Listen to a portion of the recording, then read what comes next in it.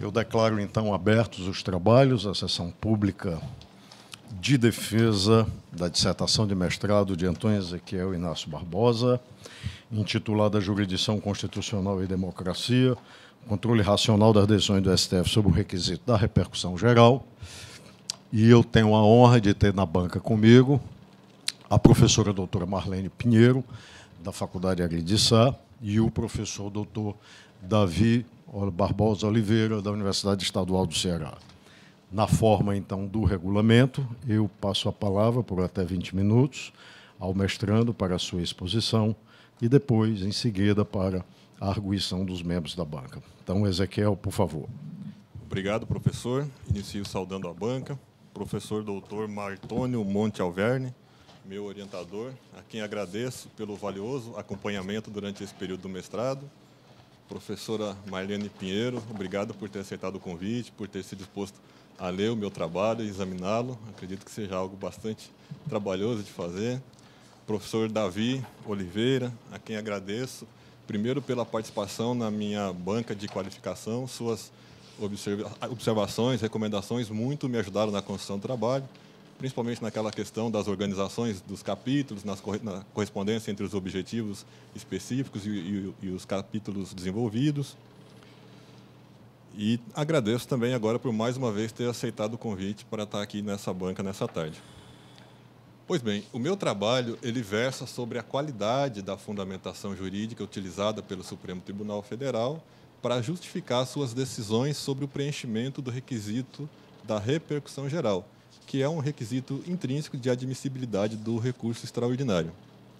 E, nesse sentido, a pergunta central que o meu trabalho procura responder é se o Supremo Tribunal Federal, ao tomar esse tipo de decisão, pauta a sua atuação pela exigência de fundamentação racional das decisões, ou se, pelo contrário, ele atua com um poder discricionário em seu sentido forte, com as implicações políticas daí decorrentes. Para responder essa pergunta, meu trabalho está estruturado em 4 sessões. Eu vou fazer uma exposição sumária das 3 primeiras e vou me deter um pouco mais na última, na quarta, porque as 3 primeiras sessões foram redigidas em função da 4ª sessão. A primeira sessão é dedicada ao estudo do constitucionalismo e, mais especificamente, do constitucionalismo como um específico modo de conformação jurídica e expressão do poder político. Não apenas o poder do Estado, mas para algo para além da institucionalidade estatal, que é o poder político lato sensu. Vale dizer, é estudar o constitucionalismo como uma específica técnica de dominação social. Nesse sentido, são abordados a origem do Estado moderno até o absolutismo, a superação do absolutismo por meio do Estado liberal, o que se dá em especial pelas 3 grandes revoluções burguesas, a experiência inglesa, a experiência norte-americana e a experiência francesa. Depois passo a abordar a crise do Estado liberal e o surgimento do Estado social. E, por fim, nessa sessão, o surgimento do constitucionalismo contemporâneo, com a Constituição normativa, a criação da jurisdição constitucional e a sua expansão pelo mundo. A segunda sessão é dedicada à trajetória da jurisdição constitucional do STF, de modo a abordar o contínuo crescimento da importância política do papel desempenhado pelaquela corte, passando pela criação do recurso extraordinário, pelo desenvolvimento do sistema de controle objetivo de constitucionalidade e pela caracterização, funções e crise do recurso extraordinário depois da Constituição de 1988. E também pela criação do Instituto da Repercussão Geral e os reflexos disso na importância do papel político da Suprema Corte Brasileira. Ainda na segunda sessão, é abordado o tema da objetivação do controle, a objetivação do recurso extraordinário, de forma quase que mesclar o sistema difuso com o sistema abstrato objetivo de controle. Porque, com o Instituto da Repercussão Geral, a decisão que é proferida em um ou alguns específicos recursos extraordinários que foram propostos para resolver uma demanda subjetiva passam a espraiar efeitos para o conjunto da sociedade, ou seja, para pessoas que não participaram daquelas determinadas relações jurídicas processuais. A terceira sessão tem por finalidade estudar a aptidão das teorias da argumentação jurídica, notadamente a partir da teoria proposta por Neil McCormick e os seus critérios de análise de decisão, para fazer o controle racional de decisões. para procurar fazer a reconstrução dos argumentos e verificar se eles se justificam racionalmente ou se são fruto do arbítrio ou do casuísmo. Esses critérios propostos por Neil McCormick são a universalidade, a consistência, a coerência e o consequencialismo jurídico. Nessa sessão também foram abordadas a relevância da lógica formal. Essa parte ela é produto da reelaboração de um artigo que eu apresentei à disciplina ministrada pelo professor Arnaldo, de Epistemologia Jurídica, o saudoso professor Arnaldo Vasconcelos. E também é trabalhada a proposta de lógica informal de Steph, eu chamo de Tumin, não sei se é Tomin, digo Tumin. E, por fim, a quarta sessão, penso que seja a principal parte do meu trabalho, é uma parte mais, digamos assim, prática, que é onde eu faço a análise das decisões do Supremo Tribunal Federal para decidir sobre o Instituto da Repercussão Geral. Então, num primeiro momento, eu faço um corte temporal para selecionar as decisões. Eu entro no site do Supremo Tribunal Federal, listo todos os temas de repercussão geral e começo a analisar do segundo semestre de 2017 e do primeiro semestre de 2018.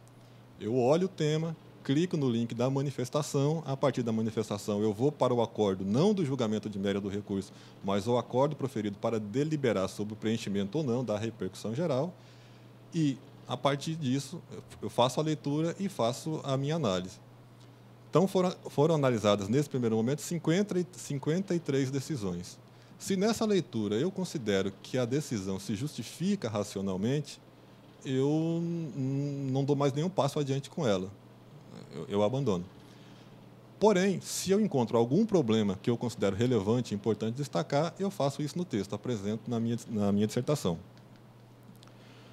Então, desse conjunto de decisões, na minha visão, reclama a atenção o tratamento que foi dado pelo Supremo Tribunal Federal aos temas 959 e 972 da sistemática da repercussão geral. Por quê? Porque, declaradamente, na fundamentação utilizada para afirmar a existência de repercussão geral, o Supremo diz que o faz para contornar a ausência de manifestação do Senado Federal, na forma do artigo 52, inciso 10 da Constituição, para suspender a eficácia de uma lei que já havia sido declarada inconstitucional pelo Supremo Tribunal Federal na via do controle difuso. Ou seja, a Constituição outorga ao Senado uma competência que é política, de dizer se uma determinada lei deve permanecer no ordenamento jurídico ou deve perder a sua eficácia por conta de uma decisão que foi tomada pelo tribunal no exercício da jurisdição constitucional e no exercício da jurisdição constitucional na via difusa. Não foi uma decisão tomada numa ADI, numa DPF, numa ADC. E quando o Supremo percebe que aquilo não foi feito no tempo esperado, no tempo que ele desejava, ele diz, olha, vamos dizer que esse tema tem repercussão geral e está explicitado com todas as letras, inclusive com cópia da fundamentação empregada na minha dissertação. Vamos aqui dizer que tem repercussão geral e, pelo nosso plenário virtual, nós vamos reafirmar a nossa jurisprudência e, a partir daí, essa decisão vai ter efeito erga omnes e a gente não tem mais que se preocupar com a manifestação do Senado. Nós aqui vamos resolver. E ainda nesse primeiro momento, eu achei importante destacar a existência de decisões que, na verdade, não estão fundamentadas. Ou seja, são os temas 971, 991, 992, 995 e 996. Nesses casos, o relator diz algo mais ou menos assim. Esse tema tem repercussão geral porque ele é importante do ponto de vista político, social, jurídico e econômico. Mas ele não explicita quais são os elementos de convicção que levaram à afirmação desse entendimento. Então, na minha visão, a gente tem caracterizado aqui a falácia da falta de razões, ou mais especificamente, a falácia da petição de princípios, porque a enunciação do argumento já carrega em si o resultado que é pretendido por quem argumenta. Pois bem, então, num primeiro momento, eu fiz a análise dessas 53 decisões. Num segundo momento, eu selecionei, reconheço arbitrariamente, mas não foi sem motivo, 2 temas que eu considero fundamentais para as perspectivas do presente trabalho. São o tema 350 e o tema 597. Esses 2 temas versam sobre questões previdenciárias. Então, são temas paradigmáticos para esse trabalho, porque os 2 possuem um potencial de transcendência subjetiva muito alto. Mexer com previdência social é mexer com a vida de milhares de pessoas. Então, essas duas decisões, elas dão para a gente a condição de analisar se uma premissa que está afirmada pela jurisprudência do Supremo Tribunal Federal será observada ou não. Qual é essa premissa? O recurso extraordinário só serve para afastar a contrariedade direta ao texto constitucional. Se a contrariedade alegada for indireta ou reflexa, você não tem o direito subjetivo de entrar com recurso extraordinário. Isso é questão infralegal. Então, por meio desses temas, dá para a gente verificar se o Supremo vai se manter fiel a esse entendimento ou não. E já adianto que as decisões nos dois casos foram diferentes. O que aconteceu no caso 597? Uma pessoa no estado de Minas Gerais entrou com uma ação previdenciária sem pedir um benefício qualquer, aposentadoria, sem primeiro formular o requerimento administrativo. E o juiz indeferiu de plano a petição inicial, dizendo o quê? Você não tem interesse de agir, não há pretensão resistida. Não falou nada de Constituição. A parte apelou e o tribunal disse, olha, você pode sim entrar direto com a ação, você não precisa primeiro formular o requerimento administrativo. Não falou nada de Constituição. Em face desse acordo do tribunal, o INSS opôs embargo de declaração, aí sim apontando a violação de dispositivos constitucionais. O tribunal não conheceu dos embargos e disse que não havia nenhuma omissão, contradição ou obscuridade a ser sanada. Ato contínuo veio o recurso extraordinário. Foi inadmitido na origem. Primeiro, porque o problema havia sido resolvido mediante apenas a interpretação de normas infraconstitucionais e também porque não havia o requisito do prequestionamento. Houve o agravo, o processo sobe para o Supremo Tribunal Federal e o ministro Joaquim Barbosa afirma que seria importante discutir, ampliar o debate sobre aquela questão e, portanto, haveria repercussão geral. Mas ele não deu provimento propriamente ao agravo, ele não analisou se antes havia algum outro motivo para que o recurso fosse rejeitado ou não, como, por exemplo, a existência de questão meramente infraconstitucional, ou seja, a ausência de questão constitucional a ser debatida. O ministro Joaquim Barbosa se aposenta, é substituído pelo ministro Roberto Barroso, que leva o pauto feito e leva a julgamento. E o resultado, julgamento de mérito, é de que realmente a parte não tem o direito de postular benefício previdenciário sem primeiro fazer o prévio requerimento administrativo. Isso em si já é um tanto problemático, né, porque não havia questão constitucional, estava sendo discutida as condições da ação, a Constituição não trata de condições da ação, mas tudo bem, forçadamente a gente pode dizer, olha, o Supremo Tribunal Federal exerceu o controle de constitucionalidade e entendeu que essa é a melhor solução à luz da Constituição. Só que a questão não para aí. Havia cerca de, se eu não me engano, 8.000 ações, ou eram 10.000 ações, não me lembro do número de cabeça agora, que estavam suspensas por conta desse recurso extraordinário.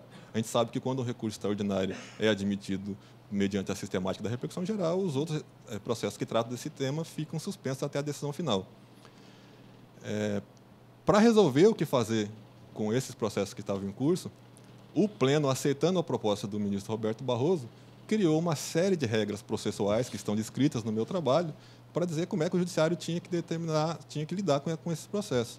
E aí a questão que, para mim, é importante destacar aqui é a seguinte, o Supremo pode fazer isso, ele pode criar regras de direito processual, ele pode se valer do Instituto da Repercussão Geral para atuar como legislador positivo, pode violar a competência privativa da União para editar normas de direito processual. Então, o que dá a impressão é que você não tem mais uma discussão jurídica, você não tem mais uma discussão política. O que se configura é um poder extrajurídico e um poder de fato que é exercido sobre o conjunto da sociedade brasileira. Aquilo que o Supremo Tribunal Federal disser que é o correto, será o correto, seja em matéria infraconstitucional, seja em matéria constitucional. Pois bem, muito rapidamente, penso que é isso que importa destacar com relação a esse tema. Com relação a outro tema, o artigo 597, eu crio uma subseção chamando o tratamento dado de oscilação argumentativa sem controle. Qual que é a história do tema 597? Também o cidadão entrou com uma ação previdenciária contra o INSS, o juiz reconheceu que ele tinha o direito e mandou o INSS implantar o benefício. Nesse caso, havia prévio requerimento administrativo. E aí ele disse, olha, INSS, me apresente os cálculos de quanto é que você tem que pagar para esse cidadão, desde a data do indevido indeferimento do requerimento administrativo até a presente data. O INSS disse, não tenho que fazer cálculos, não é minha obrigação. Ou a parte providencia os cálculos por conta própria, ou, como nesse caso, beneficiário da assistência jurídica gratuita, que seja feito pela contadoria do juízo. O juiz não aceitou essa argumentação, o INSS leva a questão para a turma recursal reafirma o entendimento do juiz de primeiro grau, no sentido de que o INSS tem que apresentar os cálculos. O INSS entra com recurso extraordinário. No Supremo, o ministro Dias Toffoli é sorteado como relator e, percebendo que já havia uma DPF que trata do mesmo assunto, a DPF 219, disse que, quando houver uma ação de controle objetivo de constitucionalidade, você precisa presumir a repercussão geral. E, novamente, aqui também não foi analisado se era o caso de conhecimento ou não conhecimento do recurso por outra razão que antecede o exame da repercussão geral. É preciso destacar aqui que o artigo 323 caput do Regimento Interno do Supremo Tribunal Federal diz que a análise do requisito da repercussão geral só é feito se não houver uma outra causa para recusa do recurso extraordinário, que antecede a análise da repercussão geral. Pois bem, o ministro Marco Aurélio foi o único que se manifestou contrariamente, dizendo exatamente isso que eu acabei de dizer. Olha, você precisa primeiro analisar se o recurso deve ser admitido ou não. Mas isso não foi feito por ausência de manifestações suficientes. O tema foi reputado constitucional. Em 4 de setembro de 2012, foram sobrestados mais de 11 mil processos. Vejam bem, processos que discutiam benefícios previdenciários, ou seja, verbas de natureza alimentar, que envolvia pessoas que estavam precisando daquela verba para satisfazer as suas necessidades humanas mais básicas: alimentação, vestuário, transporte, saúde. E esses processos ficaram sobreestados até 2016, por cerca de 4 anos, mais de 11 mil processos. Porque o ministro disse que havia repercussão geral, sem antes analisar se havia outro motivo ou não para recurso do recurso. Qual foi o motivo pelo qual o órgão de origem, a turma recursal de origem, recusou o recurso extraordinário e não admitiu? Porque ele disse o seguinte: não tem questão constitucional a ser debatida. A questão foi resolvida apenas com base na legislação infraconstitucional.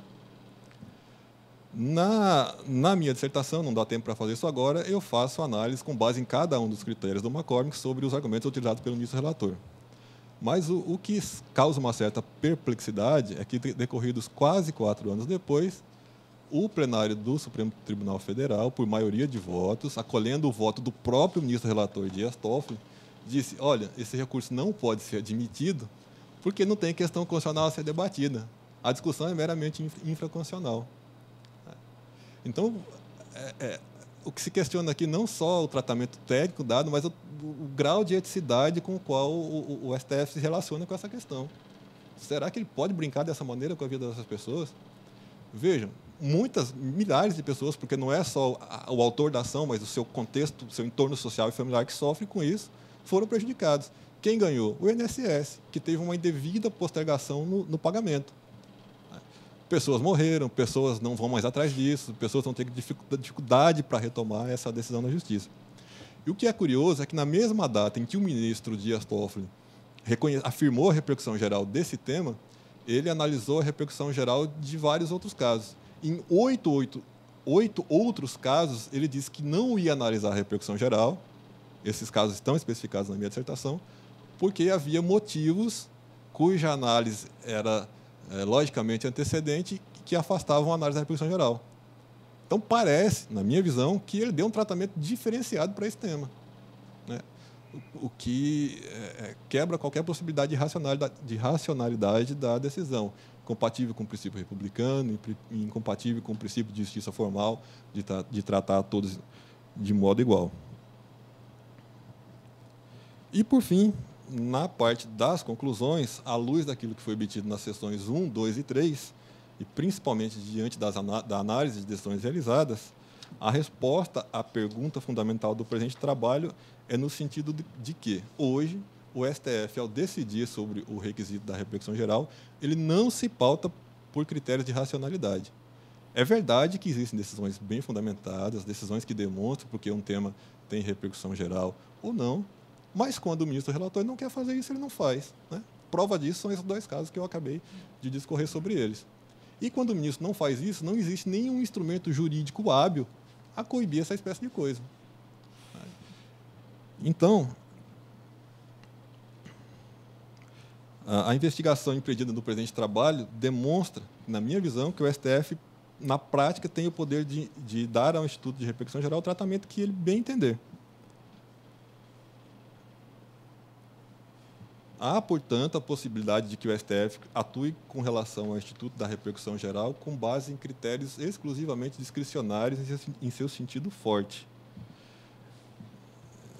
Evidencia-se, por tais razões, que a sistemática da repercussão geral carece de aprimoramentos legislativos, que impeçam, de um lado, que o STF negue o acesso à jurisdição constitucional quando os requisitos estão preenchidos, e, por outro lado, que ele pince algum assunto do universo de recursos extraordinários que são interpostos para, sobre ele, deliberar e criar um enunciado normativo, que é a tese de repercussão geral. Penso que, sumariamente, era isso que me caberia expor e me coloco à disposição dos senhores e da senhora para responder às eventuais indagações e sugestões e críticas. Muitíssimo obrigado, meu prezado Ezequiel. Muito bem, sem mais demoras, então, eu passo a palavra à professora e doutora Marlene Pinheiro para as considerações que eu julgar pertinentes. Pediria ao Ezequiel que, por favor, anotasse para, em seguida, a palavra lhe será devolvida, então, para as respostas às observações da professora Marlene. Boa tarde. Primeiramente, gostaria de agradecer o convite do professor Martoni. É um grande prazer estar aqui, presente na banca aqui do Antônio Ezequiel. Boa tarde. Queria agradecer também que a presença também é companheiro aqui de banca também, o professor David. Boa tarde. Antônio, eu fiquei muito feliz quando eu recebi o seu trabalho. Na verdade, estava de férias, então eu tive um tempo quase raro que eu tenho hoje nessa vida acadêmica que nós temos, que é você ter um período de mais, como se pode dizer, mais concentração, você está ali relaxada para ler, e eu me deleitei aqui com o seu trabalho, um excelente trabalho, excelente orientação, a temática muito pertinente. Gostaria, na verdade, de fazer apenas algumas posições aqui. Eu vi a formalidade, olhei, observei, realmente você atingiu os objetivos específicos, o objetivo geral. Eu fiz algumas posições, que, na verdade, algumas são perguntas, mas elas estão mais voltadas aqui. Tem algumas citaçõezinhas que eu acho que você poderia vir adicionar na página 13, por exemplo, quando você vai falar que, de todo modo, o fato é que, após o término da Segunda Guerra Mundial, o constitucionalismo se avigorou notavelmente. Nesse ponto aqui, eu acho que você poderia dar fazer uma especificação, citar um exemplo, fazer uma nota de rodapé aqui em que você pode aprofundar o que você está afirmando aqui, apenas como forma de complementar, o que você está afirmando.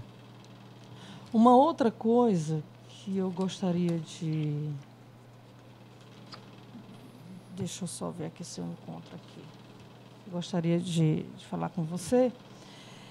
Na página 61, quando você começa a Constituição de 46.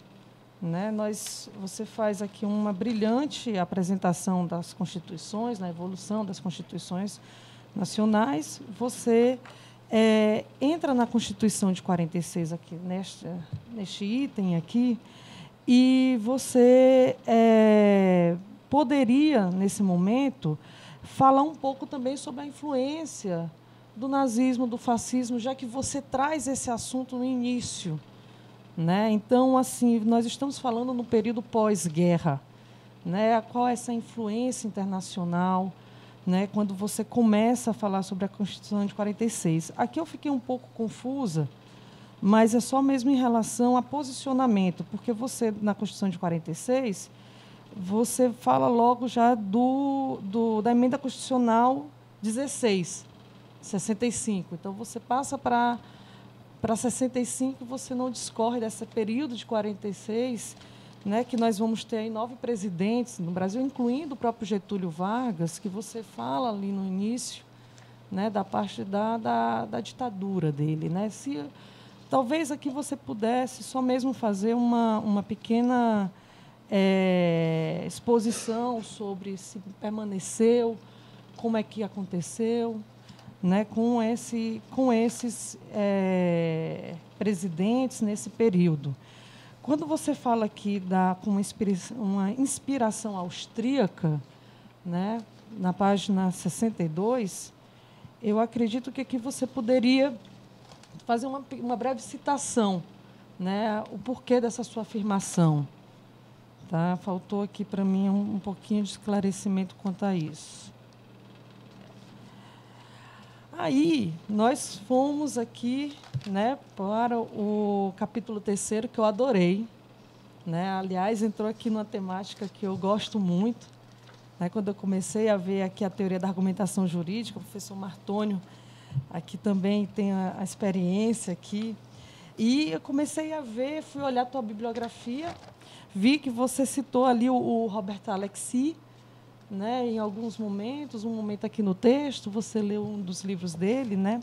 E aqui é mais uma dica para você, para complementar o seu estudo, né, se você quiser aqui continuar nessa linha, até para uma tese de doutorado, que, aliás, eu acho que você tem aqui um brilhante trabalho, que você tem um conteúdo aqui para você aprofundar muito mais numa veia já de um doutoramento aqui, né?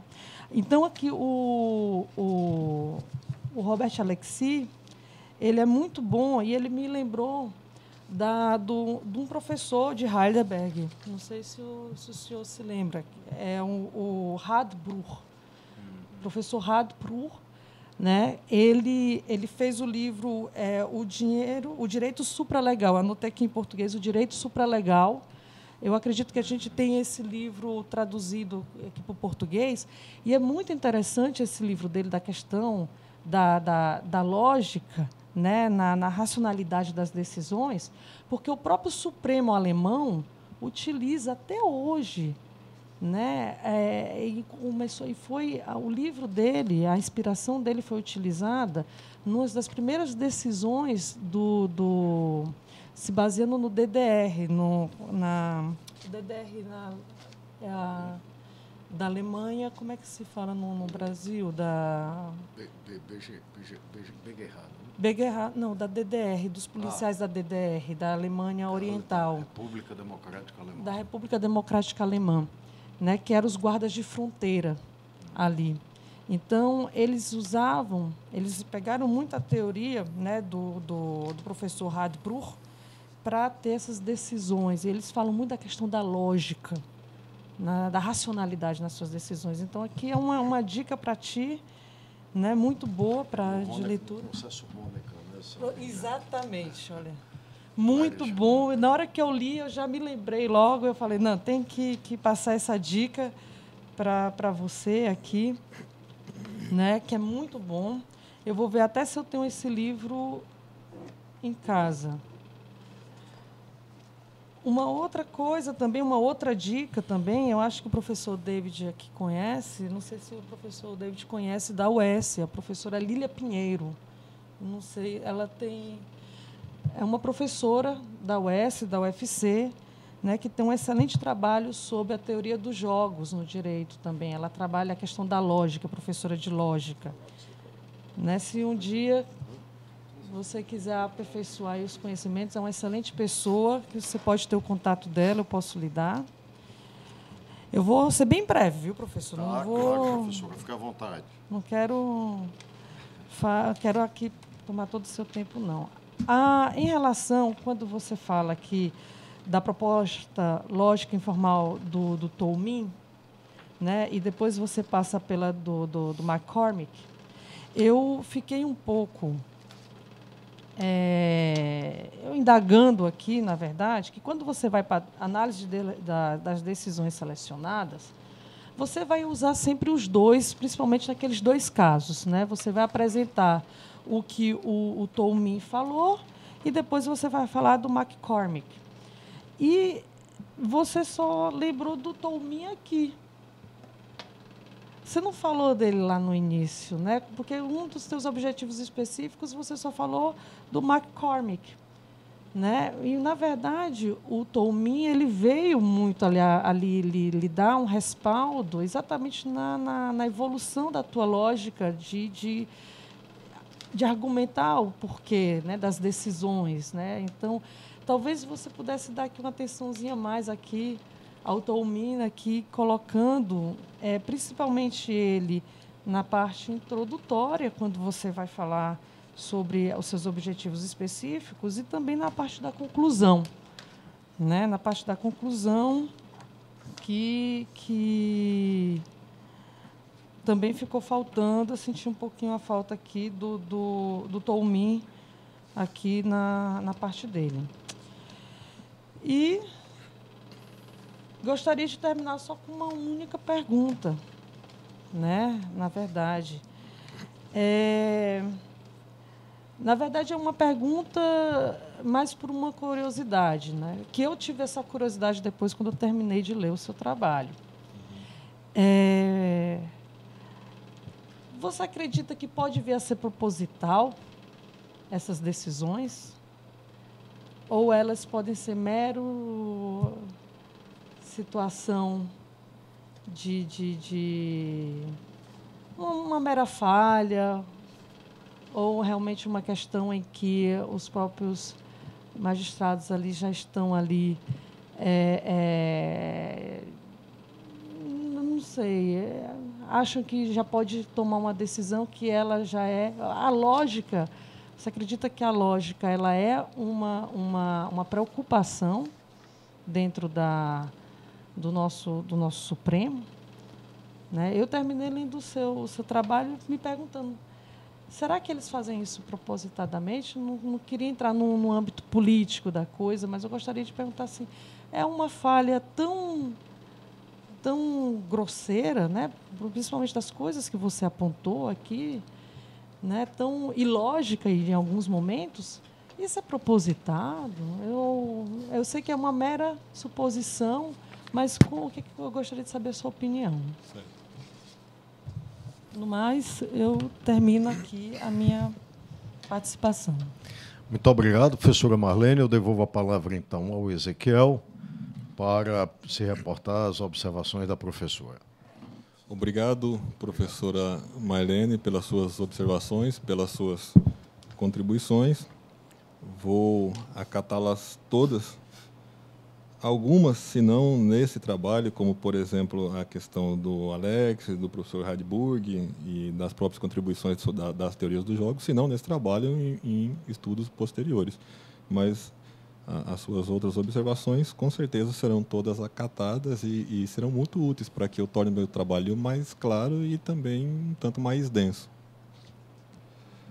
Com relação à utilização do Toulmin e do McCormick, o meu foco está no McCormick. O Toulmin ele tem uma utilidade instrumental. Eu quero usar o Toulmin para destrinchar, desmembrar o argumento. Aqui ele tem só essa função, mas os critérios realmente são do McCormick. Agora, essa observação que a senhora faz foi a mesma observação que eu, conversando há pouco com o professor Davi, também havia me feito. Então, eu estou já convencido de que eu realmente preciso trabalhar um pouco melhor essa questão, porque não consegui me fazer suficientemente claro. Então, também essa observação vai ser acatada e eu vou procurar melhorar isso. Com relação à sua pergunta, eu baseio o meu trabalho, isso pode ser observado pelas citações que eu faço, em uma produção anterior que já existe de um grupo de pesquisa da Universidade de Brasília, que é coordenado pela professora Cláudia Roesler. Eles utilizam muito Toulmin e McCormick, ou Toulmin e outro autor, para fazer análise. E uma das recomendações da professora Cláudia Roesler é que a gente não procure imaginar motivações outras, senão aquelas que possam ser decorrentes direta e explicitamente do que foi colocado. Essa é a recomendação dela. Agora, como a senhora perguntou, na minha perspectiva, eu tenho a oportunidade de dizer isso, eu acredito que nada no Supremo Tribunal Federal é por acaso. Ali você vai encontrar entre os ministros pessoas de toda a natureza. Você só não vai encontrar ninguém ingênuo, né? Então, essas coisas todas, na minha visão, são de caso pensado e decorrem das pressões políticas que esses ministros sofrem cotidianamente, com visitas a seus gabinetes, dos membros da Procuradoria Federal, no caso do INSS, e de outras fontes de tensão política. Então, eu acho que não é por acaso, não. Eu acho que isso é feito sempre com algum propósito. Não é erro, não tem nenhum menino ali. Então, espero ter conseguido responder. E é isso.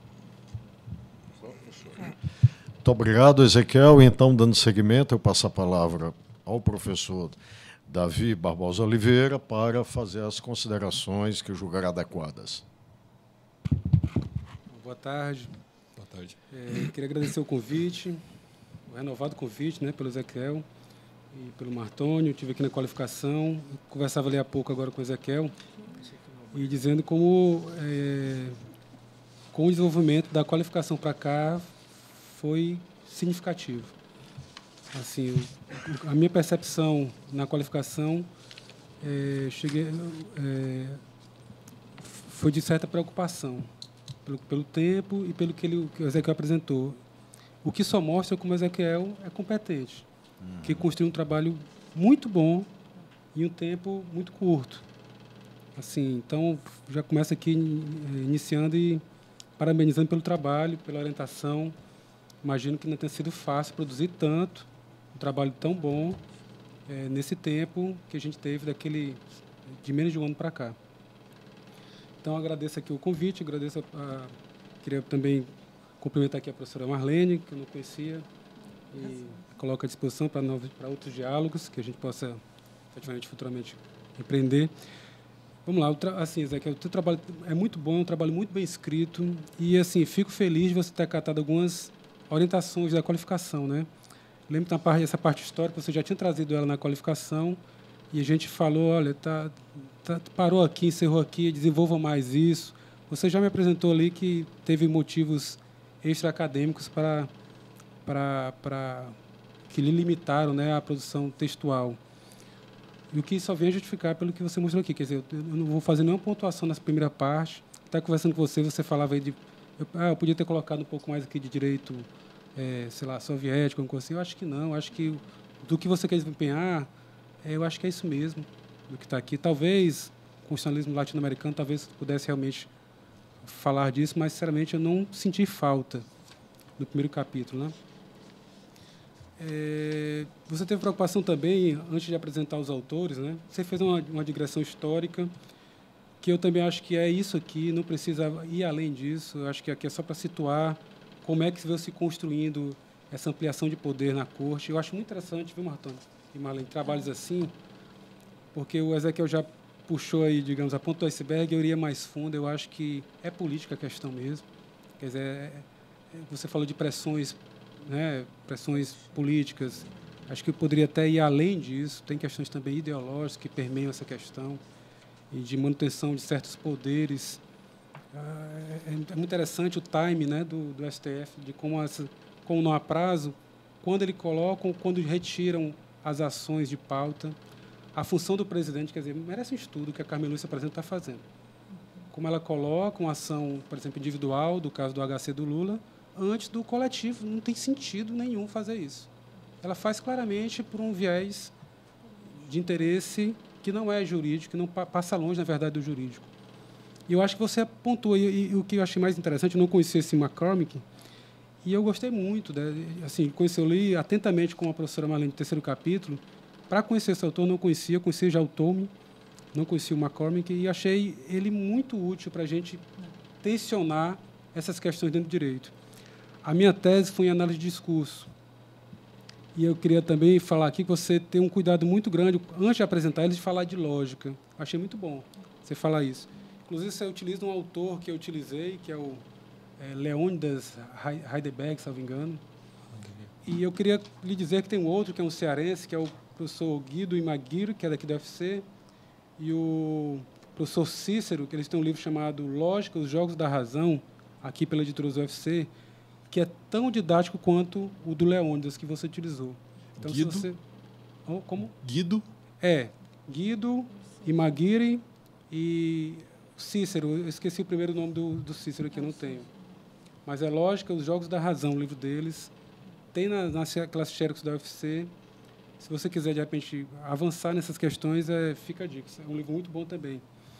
Bom, mas eu falava que a análise que você faz utilizando o Tolme e o McCormick, eu achei muito legal. Assim, eu procurei fazer parecido com o que você fez, utilizando a ADC, que é a análise de discurso crítica, que é uma teoria que parte de teoria marxista, que vem do Fairclough, e procurando também encontrar mais ou menos a partir do que é dito e a partir de como se fala do texto, efetivamente, o que não está no texto. A preocupação é um pouco essa. E me parece que é um pouco que você tenta fazer aqui, tentando encontrar essa lógica informal e essas não consistências e não coerências dentro do texto. E, então, assim, obrigado por trazer esse texto. Assim, foi muito bom conhecer esse novo autor. Vou ler. Então, inclusive, já falei com você, né, para pegar esses autores, para conhecê-los melhor. Concordo com a professora que você coloca o Tolme aqui no texto, e eu acho que você devia ter, talvez, marcar na introdução um referencial teórico e ali explicar esses dois autores, e apresentá-los e explicar como você vai utilizar cada um. Eu também fiquei um pouco perdido, confesso. Quando você foi apresentar os autores, eu não entendi mais ou menos como é que você ia fazer esse diálogo. Talvez explicar no segundo, ou principalmente na introdução, como você vai se utilizar deles. Acho que ficaria, para o leitor, muito bom. Outra coisa, quando eu li aqui, eu vi consistência e coerência, pensei logo em Luhmann, né? Pronto, deve ter alguma coisa a ver com Luhmann, e não tem nada a ver com Luhmann, apesar de o Luhmann também ser utilizado nessas categorias de consistência do sistema jurídico, coerência do sistema jurídico. Não que você deva avançar em Luhmann, não tem nada a ver uma coisa com a outra, mas só falando que de primeira mão já imaginei isso. Estava vendo tua apresentação também, Ezequiel, e eu vi que você foi muito inteligente, assim, você utilizou a conclusão para fazer a sua apresentação. Então, eu estava acompanhando aqui pela conclusão da tua apresentação e vi que, inclusive, fechamento, você utiliza o fechamento que está na conclusão. A sua conclusão é bem feita. E ela tem uma coerência com a introdução. Na introdução, eu senti falta apenas, já tinha colocado aqui marcado, e talvez você pudesse fazer isso, colocar realmente referencial teórico para sanar a dificuldade que a gente teve com esses teóricos que você traz. E, de repente, fazer uma justificativa pessoal e social que não está aqui. Que aí você diz a importância da sua pesquisa, como você teve contato com isso.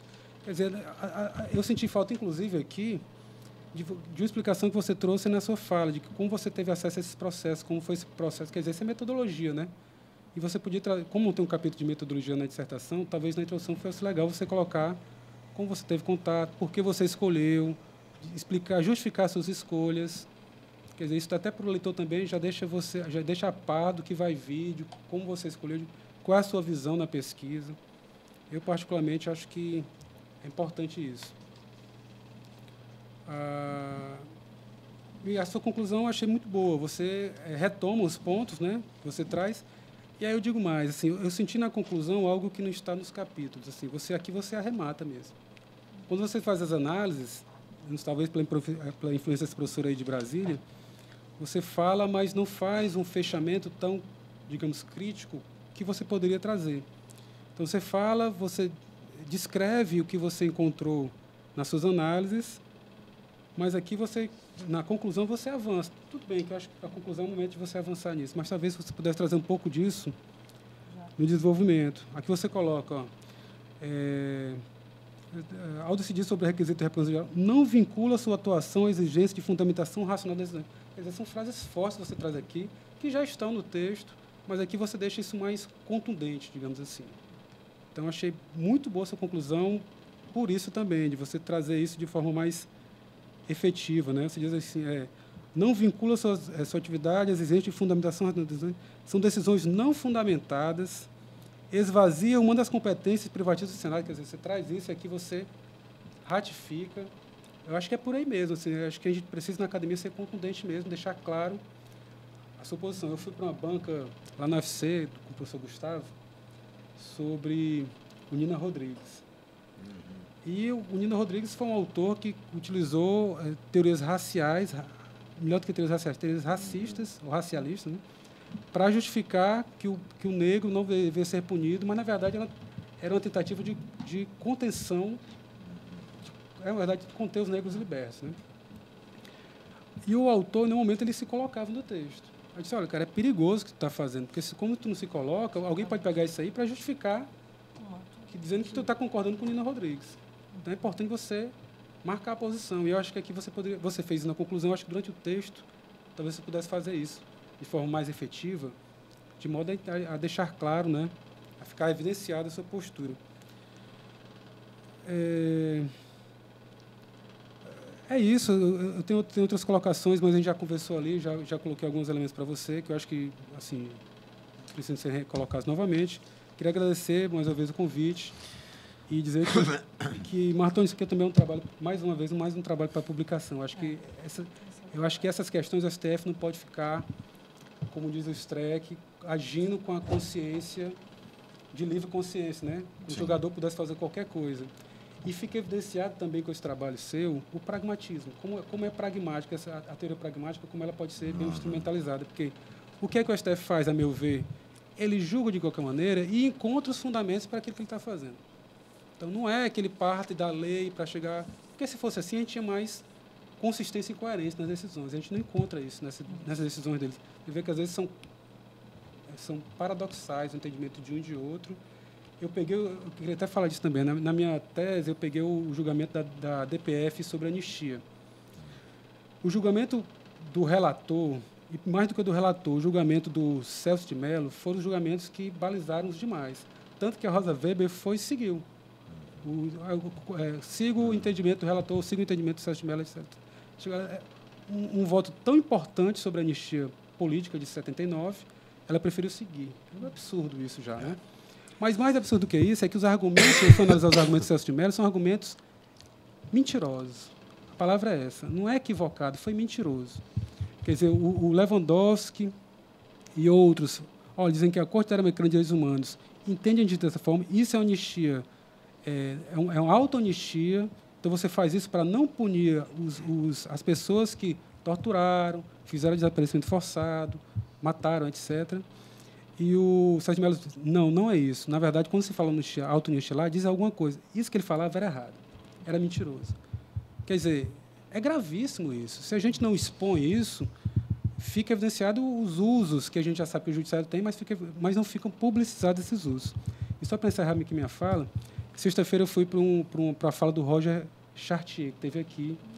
Pouca gente ficou sabendo, né? Ele é um historiador. Eu não fiquei sabendo. Pois é, historiador francês. Eu fiquei sabendo na própria sexta, fui bater lá. E foi muito interessante um elemento. Assim, a fala dele foi no anfiteatro do Dragão do Mar. E a fala de encerramento, o professor historiador que estava lá conduzindo os trabalhos, disse assim, olha, é proposital ser aqui, porque a história não tem que ficar entre os acadêmicos, ela tem que ir para o povo, tem que ir para o público. Eu digo mesmo, por isso que eu digo a sua publicação disso aqui, esse trabalho não tem que ficar só aqui. Então, a gente tem que conhecer isso aqui para entender quão falível ou quão perverso pode ser o STF. Então, muito obrigado. Muito obrigado, professor Davi, pelas intervenções. Rapidamente, antes de devolver a palavra para o Ezequiel, e antes que eu esqueça né, de anotar isso, mais uma vez, eu acho que eu já tenho dito isso em algumas aulas, né? O normativismo constitucional ele tem um limite explicativo.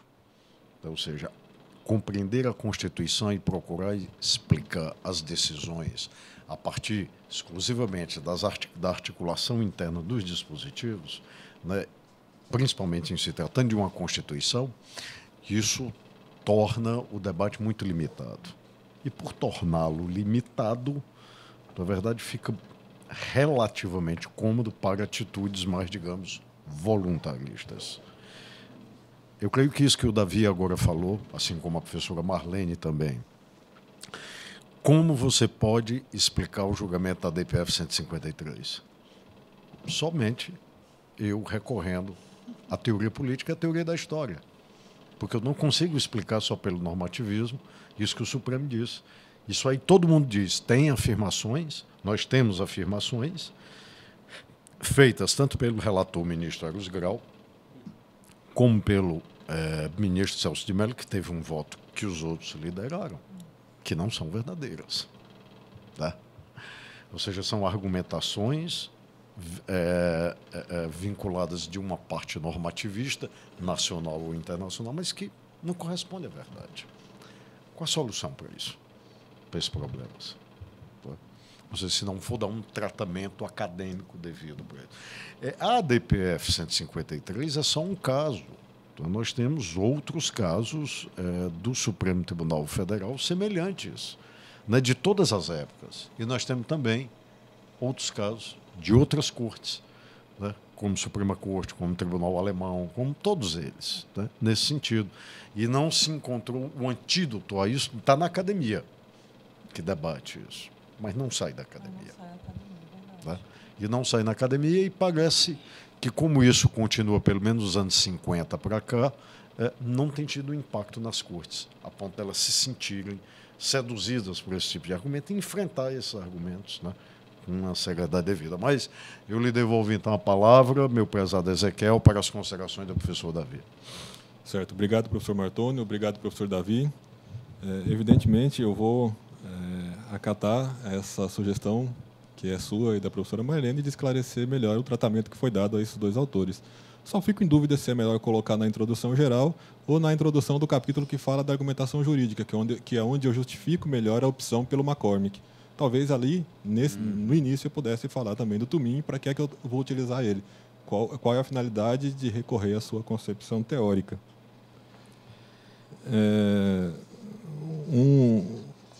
Dois medos que eu tinha da banca era de que vocês me falassem de Luhmann ou de Habermas. Luhmann foi mencionado, mas ainda bem que só de passagem, porque eu não teria como contemplar a obra desses dois autores no nível de profundidade que é exigível para um curso de mestrado do meu trabalho. Até porque me parece que são perspectivas diferentes. Com relação à justificativa pessoal e social, eu acredito que, de certo modo, a justificativa social está contemplada na introdução. Posso analisar se eu consigo melhorar. Agora, sobre a justificativa pessoal, eu refleti muito sobre ela e eu sou um pouco resistente a colocá-la no trabalho. Porque, na verdade, eu atuei nesses dois casos. Tanto eu sou defensor público federal e atuei na qualidade de amicus curiae, representando a defensoria tanto no tema 597 como no 350. Então, se eu coloco isso no trabalho, dá a impressão que é um certo enviesamento do olhar, embora eu tenha procurado o máximo possível me distanciar disso. Certamente não consegui de modo total, mas fiz aquilo que estava ao meu alcance. Com relação às conclusões mais incisivas, isso foi proposital, foi uma opção minha.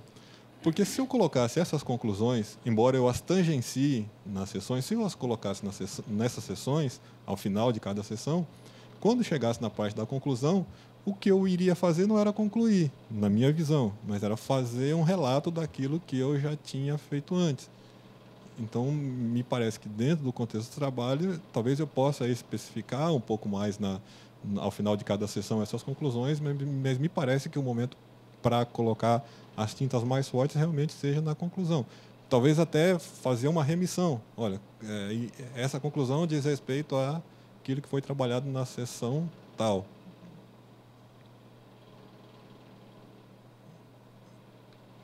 E quando eu faço a afirmação mais forte de que o Supremo não vincula a sua atuação pela exigência de fundamentação racional, na minha cabeça eu estou respondendo ao meu objetivo geral, que foi aquela pergunta que eu fiz no início, na introdução do início, e que eu coloco por derradeiro na conclusão. Eu preciso conhecer melhor mesmo essa abordagem da teoria dos jogos. Eu sei, por ler artigos, que tem um juiz de Santa Catarina, Alexandre Moraes da Rosa, que trabalha com isso, mas só conheço pelos artigos, não tem nenhum aprofundamento. Eu realmente preciso me inteirar. Anotei que o professor Davi falou de, não sei se eu anotei corretamente, Guido e Maguire e Cícero, Lógica e os Jogos da Razão. Eu vou procurar conhecer esse material, como também aquele da professora da UES, que a professora Marlene havia indicado. Penso que é isso que eu poderia dizer, professor Davi. Não sei se o senhor gostaria de um esclarecimento adicional. Se você me permite, assim, quanto a essa questão de você ter trabalhado nas ações, eu acho que isso não é, do meu ponto de vista, tem gente que acha que a academia tem que ser isenta, que é um... Inclusive se utiliza disso, né, do texto acadêmico ou do texto científico para agregar público, dizendo que você é uma visão neutra. Eu acho que não existe neutralidade nessa história, não. Eu acho que você colocar isso, pelo contrário, dizendo que você participou disso, é a minha visão, minha opinião. Dizendo que você participou, pelo contrário, isso dá mais credibilidade do que você está falando, mais conhecimento do que aconteceu, minha visão. Mas aí é claro que Deus não sou o orientador que deve decidir sobre isso aí. Vamos refletir a respeito. E com relação ao que o professor Martoni estava colocando, qual é a solução? Eu pensei, professor Martoni, que nós apontamos, de certo modo, uma solução naquele artigo que nós publicamos na Revista de Investigação Constitucional.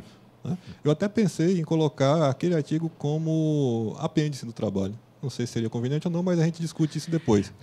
Pode ser colocado. Mas lembre-se que a dissertação de mestrado da sua, que foi... Eu já tinha claro que o seu trabalho deve ser publicado, mas eu sou suspeito pelo envolvimento que temos na orientação. Mas lembre-se que a publicação do seu livro é uma obra única, de autoria única. Né? Naquele ali tem também a minha participação. Né? Certo. E uma outra solução é dada pela Constituição de 1937, pelo artigo 96, parágrafo único, que semelhantemente à Constituição do Canadá, isso remete ao parlamento a possibilidade de se manifestar novamente. A cláusula de derrogação. A cláusula de derrogação. Exatamente. Se manifestar sobre a decisão do Supremo Tribunal Federal no controle de constitucionalidade. Fui na revista, qual foi a revista? Revista de Investigação Constitucional. Revista de Investigação Constitucional desse ano, no número de abril, tem um artigo nosso. A gente trata Se você me mandar um e-mail, eu posso mandar. Influência das teorias dos diálogos institucionais e da última palavra provisória no pensamento constitucional contemporâneo. Perfeitamente. Está na bibliografia aqui. Está na bibliografia. Bom, mas como orientador já discuti com o Ezequiel o que tinha para discutir, mas eu gostaria apenas, Davi, de dizer o seguinte, sobre a utilização, corrija-me se eu entendi errado, da utilização de casos concretos, né, no trabalho, né? Não, é porque ele falou que não tinha que colocar no justificativo pessoal porque ele tinha trabalhado diretamente nessas ações. Isso é uma discussão que tem na academia, dizer, olha, não coloque sua visão, por exemplo, que se você coloca sua visão, o leitor vai achar que isso não está isento, não é um olhar isento. Eu não concordo com isso. Eu acho que, na verdade, também. Você tem que assumir lado mesmo. Assim, a academia tem que sair dessa visão de que é uma visão não científica. Não há neutralidade científica. A explicitação do lugar de fala. E, na verdade, assim, do ponto de vista qualitativo, você dizer, numa pesquisa qualitativa, você dizer de onde você parte, qual é a sua visão, na verdade, estriba a pesquisa, porque diz, olha, eu estou partindo disso aqui, se você quiser concordar com o que eu estou falando, já estou dizendo de onde eu parto. Do que ficar naquela ideia de que muita gente do direito faz, que a ideia caiu do céu, ele está acima do bem e do mal, e de que se ele fala A, é A e pronto. Né? Estou tendente a colocar essa justificação. Pois vamos refletir. A ideia da ciência é essa, ou seja, a universidade é um universo de visões. Então, não há essa neutralidade. Há uma certa confusão que eu percebo entre a neutralidade e a imparcialidade. A imparcialidade requer o rigor, na verdade, do trabalho, do método, da investigação científica. Isso, nós, principalmente que trabalhamos como acadêmicos, não temos como escapar disso. Tá? Agora, a neutralidade, isso não existe.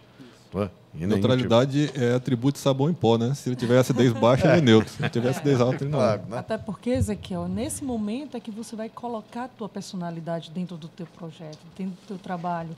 Né? Um trabalho tão bonito, tão bem feito, tão bem cuidado, tão bem estruturado, ele entra nesse momento com a tua personalidade. E aí você coloca, define, bota uma pedra em cima desse teu perfil, como é o Ezequiel. Aqui é a obra do Ezequiel. Né? Realmente, esse ponto que o professor David falou realmente é importante. Né? O professor Martoni aqui também está dizendo da questão. A gente não tem que ter mais esse medo. Isso é uma função. Né? Nós criamos, construímos, temos esses materiais para que ele seja, sim, um ponto de crítica, de um ponto também de posicionamento, sem ser um posicionamento aleatório, mas justificado, fundamentado. Né? E aqui entra a tua personalidade. Né? Muito bom trabalho. Eu gostaria de, mais uma vez, de ratificar aquilo que eu já tinha dito desde o início. Obrigado. Muitíssimo obrigado, professora Marlene. Bom, já fiz as observações. Eu peço agora os presentes, por favor, que deixem o recinto por alguns minutos para a deliberação da banca. Retomando a sessão, vou apenas limitar-me a ler a parte final, meu prezado Ezequiel, e digo-lhe que a banca examinadora atribuiu o conceito aprovada à dissertação outorgando ao mestrando o título de mestre em Direito Constitucional. A presente ata vai assinada por todos nós e pela secretária do Programa de Pós-Graduação, Nádia Silva de Almeida, pelos demais bancos, e o mestrando autoriza a Universidade a divulgação da dissertação no site do programa, na conformidade da portaria 13, de 15 de fevereiro de 2006, pedida pela CAPES. Então, eu declaro encerrado os trabalhos da defesa, agradeço a presença dos dois examinadores externos, professora doutora Marlene Pinheiro Gonçalves e professor Davi Barbosa Oliveira, e dou por encerrado os trabalhos. Parabéns, meu pesado Ezequiel. Pediria que você assinasse a ata para dar a devida fé, documento de validade.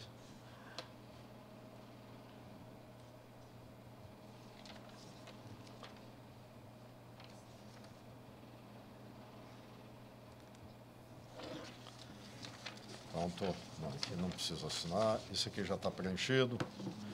Muito obrigado a todos pela presença e declaro encerrados os presentes trabalhos.